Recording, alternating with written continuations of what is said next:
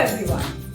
And what are we going to do today? Well, we are going to continue with what we did in our previous lesson. We did verbs, that is action words or state of being. Today we are going to move a step ahead and look at the timeline of the verbs. That means the time when a verb takes place, when an action takes place, whether it is going on now or whether that action is already over or whether the action has not yet taken place.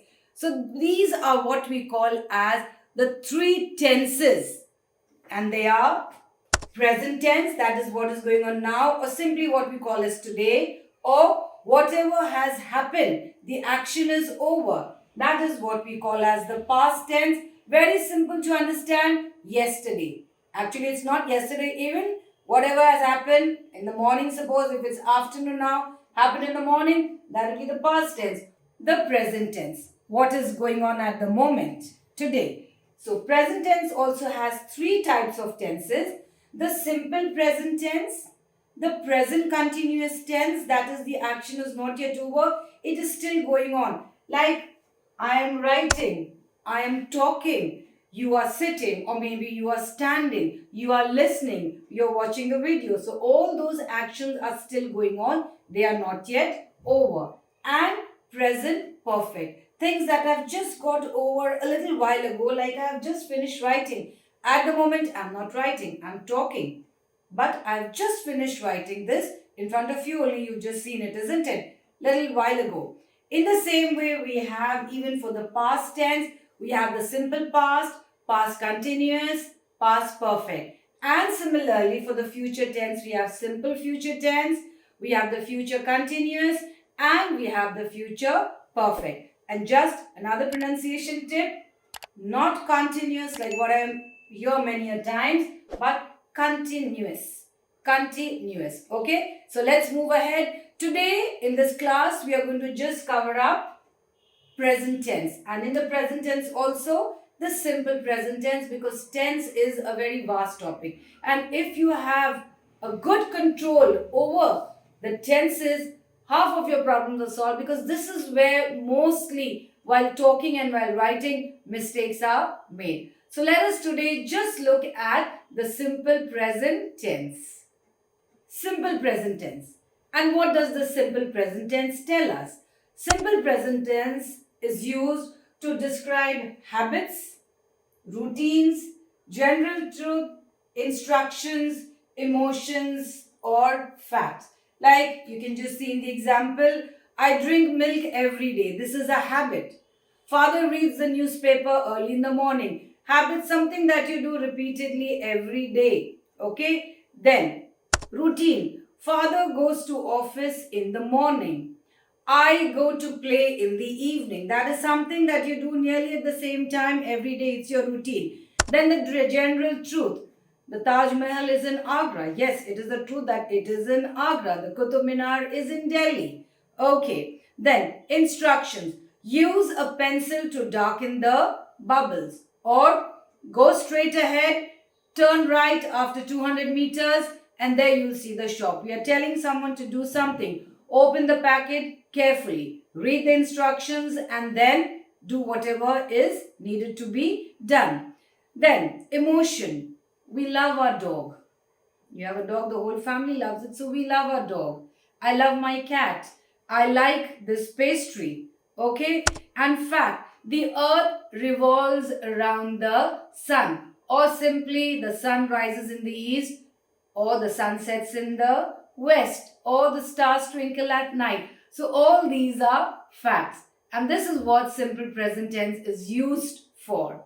Now let us see how to form the simple present tense of any given verb. Now, to form the simple present tense of any given verb, that is what we call as the main verb or the base verb, you just have to see whether the subject is singular or it is plural. And even if it is singular, we look at the third person.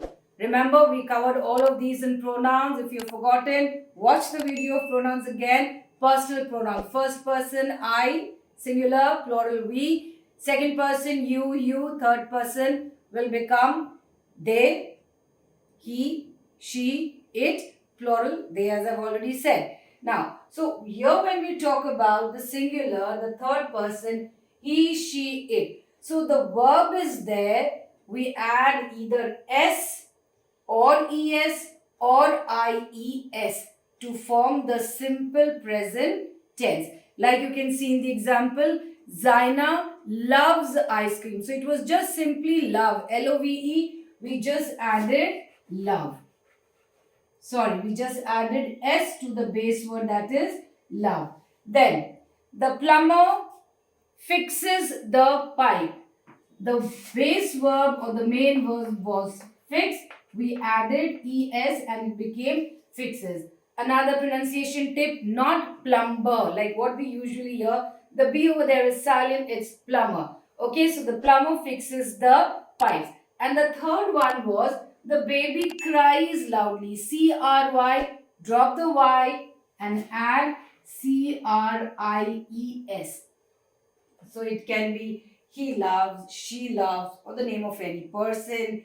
Like the example, the plumber fixes, the electrician fixes, cries, the baby cries, the dog cries, the cat cries. So all these were just simply adding S, ES and IES. Now, if it is plural, then the main verb remains as it is, no change is made. We and they are both plural. You also, we can take it as plural. So no change is made. If it is love, it remains as love. We love, they love, you love.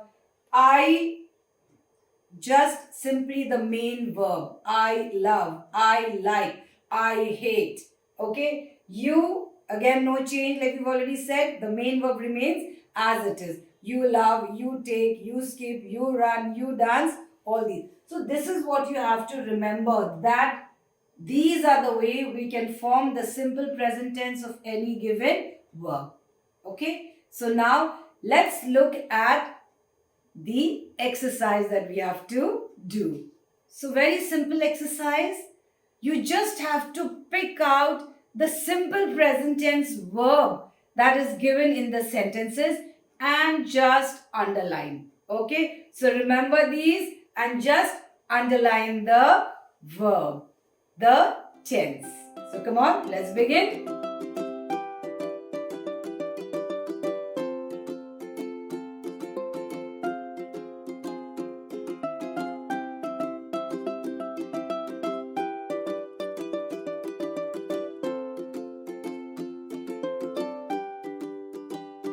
Answer time, answer all in front of you.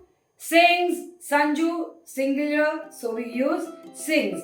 Then eat, we plural, so nothing, the verb remains as it is eat. Writes, they do, they again is plural, so do remains as do. Speaks, is, the elephant is a huge animal if you remember, verbs are also state of being, so is. Falak and I, that means plural, study, and dirty water spreads diseases, so it is spreads. So this was fairly simple, the verbs are already given. Now in the next exercise, of course one more you have to do, that's the last exercise for today. In this now you have to form the verb. The main verb is given in the bracket and depending upon the subject, you will have to make certain changes to the main verb, or maybe the main verb will remain as it is, depending again on the subject. So come on, let's begin exercise number 2.